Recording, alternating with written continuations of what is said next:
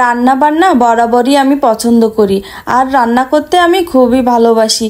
আর ভালোবাসা দিয়ে রান্না করলে কিন্তু যে কোনো খাবারই মজার হয়, তাই তো সবাই খেয়ে খুব প্রশংসাই করে। আসসালামু আলাইকুম বন্ধুরা, কেমন আছেন? আমি কিন্তু আলহামদুলিল্লাহ ভালোই আছি। নতুন একটি ব্লগে আপনাদেরকে স্বাগত জানিয়ে আজকের ব্লগটি শুরু করছি। তা আজকে কিন্তু বাড়িতে কোনো বিয়ে শাদী বা অনুষ্ঠান কিছুই না, তো বাড়িতে কিন্তু ভাইয়ের হালখাতা, সেই উপলক্ষে একটু আয়োজন করা হয়েছে, কিছু রান্না বান্না করা হবে।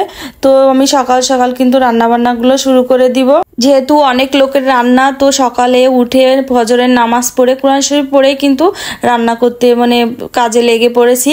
এই যে দেখুন, আগের দিন কিন্তু এই যে 18 মুরগির আজকে কিন্তু ঝাল রোস্ট হবে। তো আমি সকাল সকাল ফ্রিজ থেকে বের করে এই যে লবণ মাখিয়ে রাখবো, আর সকাল সকাল একটু চা খেয়ে কিন্তু কাজে নেমে পড়বো, যেহেতু অনেক রান্না আমাকে করতে হবে।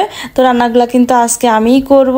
এই যে আমি একটু লাল চা খেয়ে নিচ্ছি, যেহেতু সকালবেলায় একটু রান্না বান্না করতে হবে, তাই একটু চাটা খেয়েই কাজটা শুরু করে দিব। আর যেহেতু অনেক লোকের রান্না, তাই ভাবলাম একটু সকাল করেই শুরু করে দিই। তাই এদিকে কিন্তু আবার ডিম সেদ্ধ বসিয়ে দিয়েছি চাটা খেয়ে। আর এখানে 2 খাঁচি ডিম, 60টে ডিম। তো আসলে 70-80 জন লোকের রান্না বান্না করবো আজ। তো আসলে এখানে এই যে মশলাটা রেডি করে নিয়েছি। এখানে একটা জয়ফল আর জয়ত্রী দিয়েছি কিছু, আর কিছু কালো আর সাদা গোলমরিচ গুঁড়া করে নিয়েছি। আর বাদ বাকি সমস্ত গুঁড়া মশলাগুলা কিন্তু আমি একসঙ্গে মিক্সড করে নিব।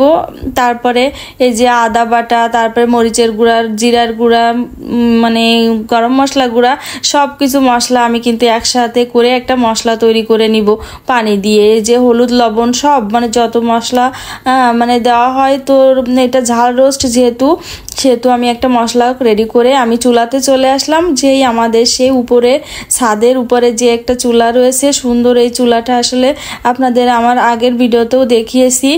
যে এই চুলাতে আমি এই প্রথমে সে রোস্টের পিসগুলা ভেজে নিব। আর 18টা মুরগির রোস্ট হবে কিন্তু আজ। তা 18টা মুরগির 72 পিস রোস্ট হবে। তো আমার ভাজতেও কিন্তু অনেকটাই সময় লেগে যাবে। তো আমি কিন্তু সেই সকাল 7টার আগেই কিন্তু রান্নাটা চড়িয়ে দিয়েছি।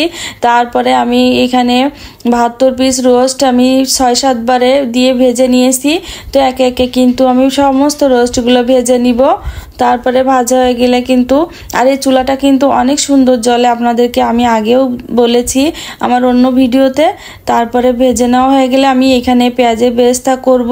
আর আজকের আইটেম কিন্তু থাকবে পোলাও, আর এই যে সাদা পোলাও, আর এই যে ঝাল রোস্ট, সঙ্গে ডিম সালাদ তো রয়েছে।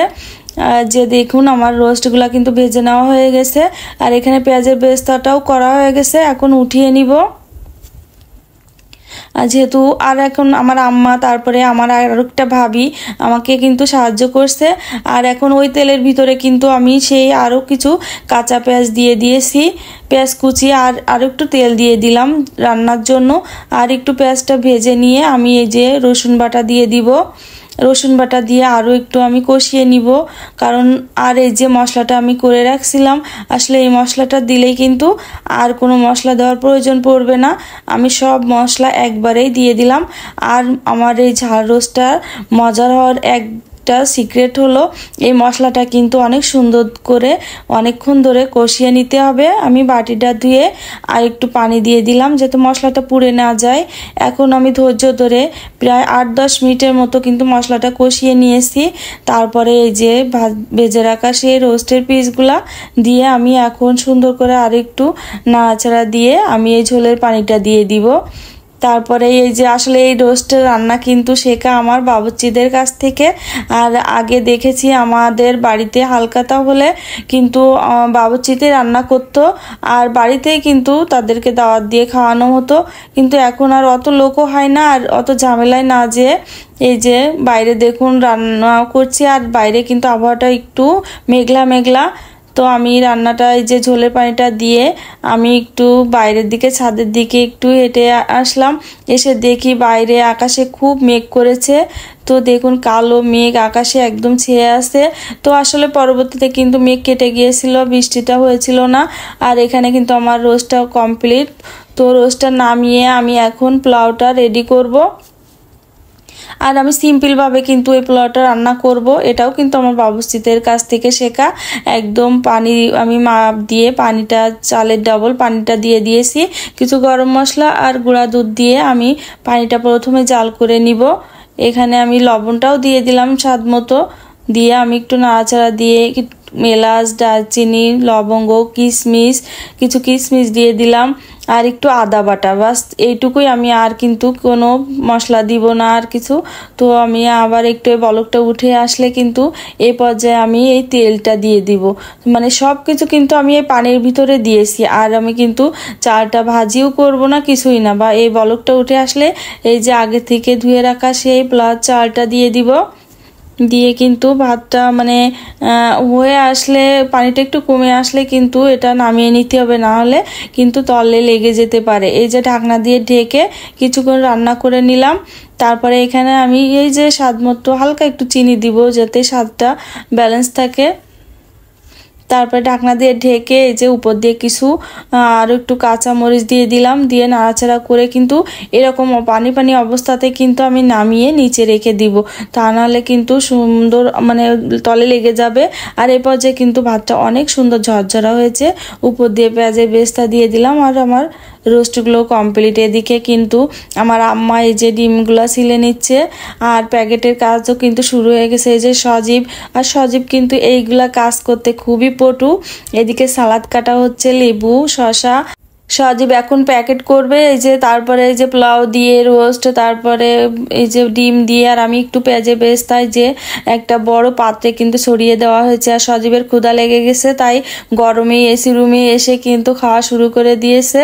কারণ ও গরমে ওই যে মামার হালকাতা দোকানে যাওয়া আসা করছে। এই যে ভ্যানে কিন্তু প্যাকেটগুলো উঠানো হয়েছে, আর প্যাকেট মানে কিছু প্যাকেট আগের থেকে নিয়ে যাচ্ছে আর এখনো সব কমপ্লিট হয়নি, এই জন্য একবারে নিতে পারেনি। তারপরে একটা ভ্যানে করে সজীব দেখুন এখন দোকানে চলে যাচ্ছে।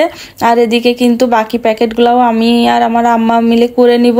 আর যেহেতু আগে দেখেছি আমাদের বাড়িতে হালকাতা হলে কিন্তু বাবুর্চিরা রান্না করতো এবং বাড়িতেই কিন্তু মানে এনে খাওয়ানো হতো। তো এখন আর অত ঝামেলায় না যে এখানে এই যে পার্সেল করে তাদেরকে দেওয়া হয়। এই যে প্রথমে পোলাও দিচ্ছে, তারপরে আসলে তারপর রোস্ট দিবে, এইভাবে সালাদ ডিম করে প্যাকেটটা করে নিবে। আসলে রান্নাটা কিন্তু মাশাল্লাহ অনেক ভালো হয়েছিল। তো এটা আমার কথা না, আমার ভাই কিন্তু মানে দোকান থেকে সেই হালকাতার ভিতরে কিন্তু ফোন দিয়ে বলছে, বড়পু রান্নাটা কি মানে আজকে আসলে রান্নাটা তেমন ভালো হয়নি। আমি তো শুনে আমার তো গলাটা শুকিয়ে গেছে যে এত কষ্ট করে রান্না করলাম আর ভালো হলো না। তার কিছুক্ষণে পরে বলল যে আমি পোলাওটা অত বেশি পছন্দ করি না, কিন্তু তারপর আমার এক প্যাকেট খেয়েও আমার হয়নি, মানে এতটাই মজা হয়েছে। তারপর শুনে কিন্তু মাশাল্লাহ আমার খুবই ভালো লাগে। তো এখন মনে হয় 100-200 জনের লোকের রান্না আমি নিমিষেই করতে পারি, মানে সাথে যদি কেউ একটু সাহায্য করে। তো বন্ধুরা আজকের ভিডিওটি আমার কেমন লেগেছে আপনাদের কাছে কমেন্টে কিন্তু অবশ্যই জানাবেন, আর ভালো লাগলে একটা লাইক শেয়ার দিতে ভুলবেন না। আর তো আজকের মতো এখানেই বিদায় নিচ্ছি, দেখা হবে নেক্সট কোনো ভিডিওতে। আল্লাহ হাফেজ, আসসালামু আলাইকুম।